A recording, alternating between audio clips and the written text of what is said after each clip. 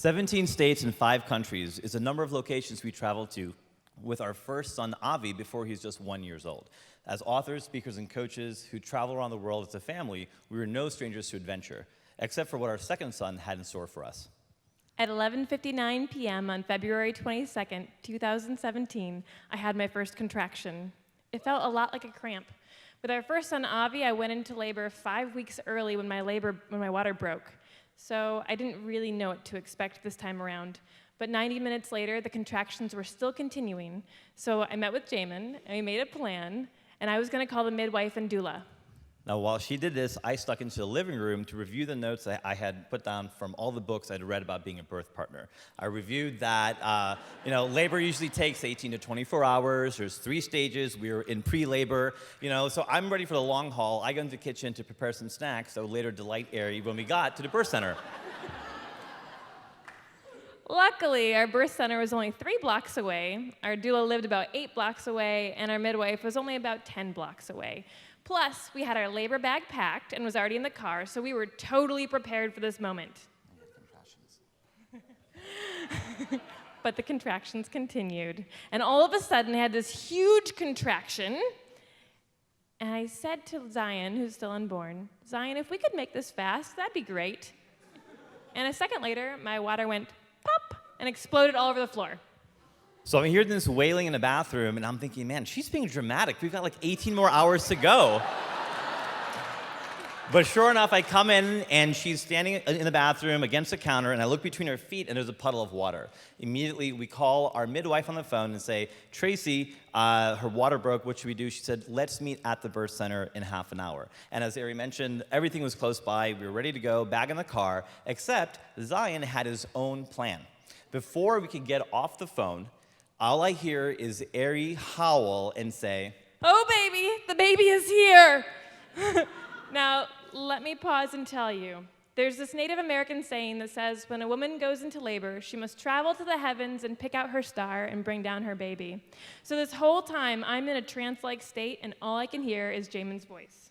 And so hearing what she's saying, I get down between her legs to look up, and sure enough, I see my baby crowning. She has another big contraction, and out of nowhere, a blue, slimy head comes out of my wife.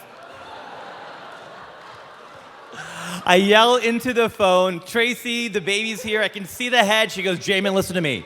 You need to reach in there and grab your baby. Grab your baby. So I look up to Eri, and I'm like, baby, push. Sure enough, she pushes, and out he comes like a fish, and I'm trying to catch the slippery thing with one thought in mind. Dude, don't drop the baby. Luckily, I don't drop him. I get him, and I return him back to his mother's arms. Everything is great, except he wasn't breathing. We turned to the phone, Tracy, he's not breathing, what do we do? And she directed us to get some cloth and wipe out his mouth. I had nothing around him on my shirt, so I took my shirt, stuffed it into his mouth, did a swipe, and thank goodness he went, and took his first breath.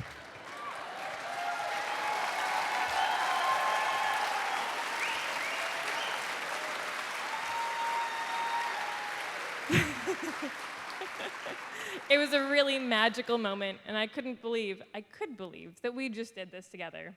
Now, the surprising takeaway from all of this is that this was an event full of terror and amazement. And somehow, Eri and I just did what needed to get done, and now we have this epic story that we get to share with you and for the rest of our lives. And this is exactly the type of magic that shows up in our lives. And we feel that it's a result of the commitments that we've made to ourselves and each other to raise our kids in a world different than that which we grew up in. One in which we were told that, yeah, thank you, right?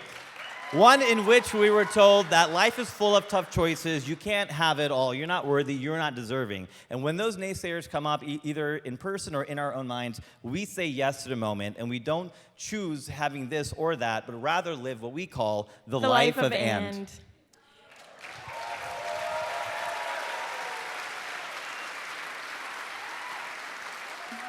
People often ask us, how do we get to be so actively involved with our kids every day and have meaningful jobs and travel the world with our family?